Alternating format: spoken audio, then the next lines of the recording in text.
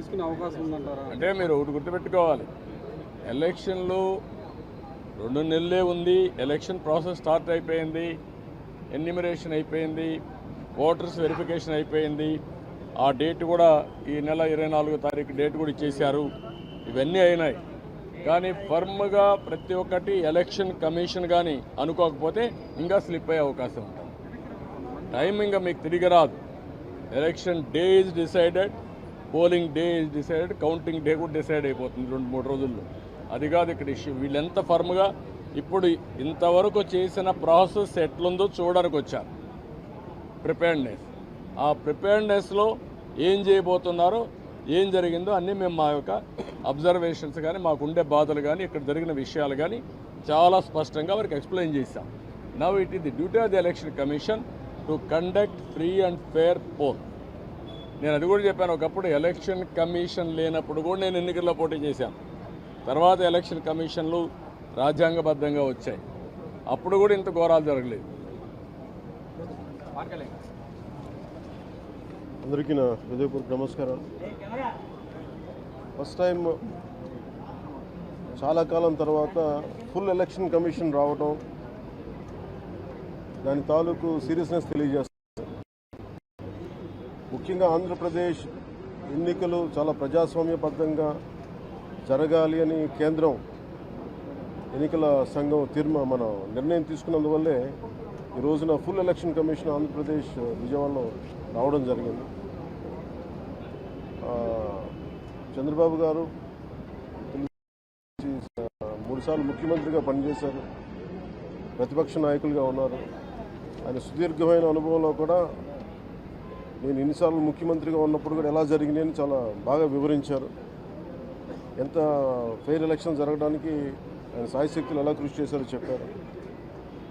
జనసేన తరపు అలాగే వైసీపీ ఏమేం చేసింది ఇప్పుడు దాకా, దొంగ ఓట్లు ఎలా రిజిస్టర్ చేశారు.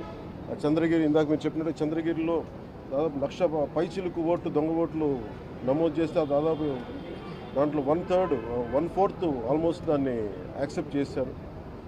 ఇలా ప్రతి చోట, ప్రతి నియోజకవర్గంలో, ప్రతి బూత్లో ఏ స్థాయిలో దొంగ ఓట్లు నమోదవుతున్నాయి, ఎలా తీసేయాలి, వీటి మీద చాలా స్పష్టంగా వివరించారు.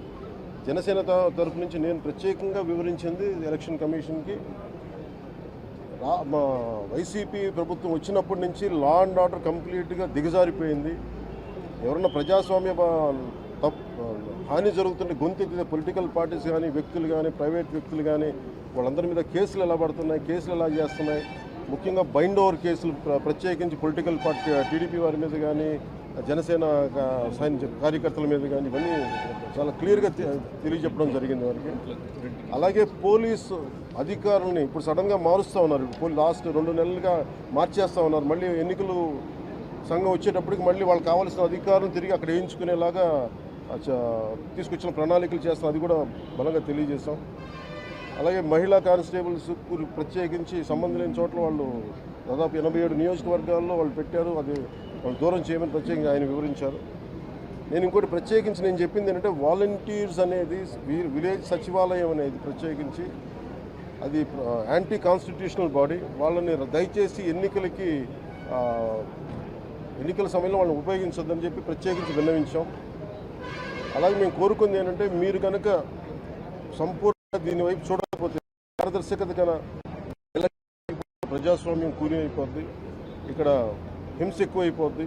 అలాగే గత స్థానిక ఎన్నికల్లో కూడా ఏ స్థాయిలో కనీసం ఒక దళిత యువకుడు లాంటి ఒక కనీసం నామినేషన్ వేసే పరిస్థితిలో కూడా లేదు, అందరినీ చేశారని చెప్పి చాలా ప్రత్యేకించి అది వివరించాం. ఖచ్చితంగా వాళ్ళు ఒకటే, ఎన్నికల ప్రధానాధికారి ఒకటే చెప్పారు ఆయన, CEO, మేము చాలా కట్టుబడి ఉన్నాం, ఫ్రీ అండ్ ఫెయిర్ ఎలక్షన్ జరిగేలా కట్టుబడి ఉన్నాం అని చెప్పి అంత భరోసాగా ఇప్పుడు మాట్లాడటం. ఖచ్చితంగా ఇది కేంద్రం చాలా సీరియస్గా తీసుకున్న ఆంధ్రప్రదేశ్ ఎలక్షన్స్లోనే తెలియజేస్తూ ఉంది. ఈసారి ఫ్రీ అండ్ ఫెయిర్ ఎలక్షన్స్ ఉంటాయి, ప్రభుత్వాలు మారుతాయి అనే నేను మనస్ఫూర్తిగా నమ్ముతున్నాను. అలాగే ఈ పరిస్థితుల్లో కేంద్ర ఎన్నికల సంఘం ప్రధానాధికారులందరికీ కూడా ప్రత్యేక ధన్యవాదాలు తెలియజేసుకుంటాను.